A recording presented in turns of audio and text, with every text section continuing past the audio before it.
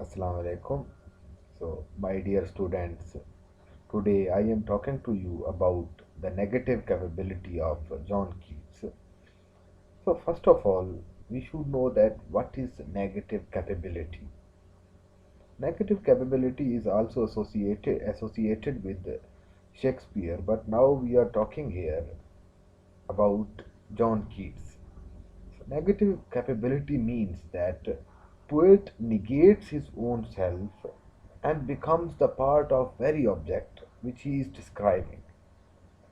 Okay, I think you have got the idea that poet negates his own self. It means that here he tries to find some kind of objectivity. He becomes very objective when he is describing an element of nature, that he negates his own self and then becomes the part of that object. That is totally indirectly.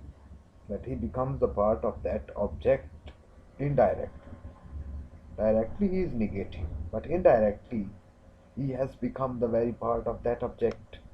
For example, in his Ode to Nightingale, he the fear which he is associating with Nightingale, these are the fears of John Keats. These fears belong to John Keats. These are not the fears of a mere nightingale. When he says that there is darkness in the life of a nightingale, so he does not see darkness in Nightingale's life, but this is about his own life. So I hope that you will have some clear idea or basic concept about negative capability.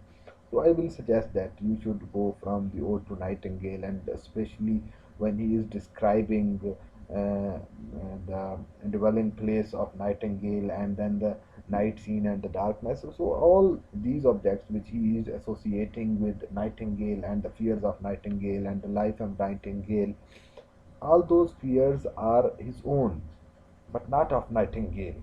So this is the main point, that he negates his own self, but he becomes the very part of that object. Thank you.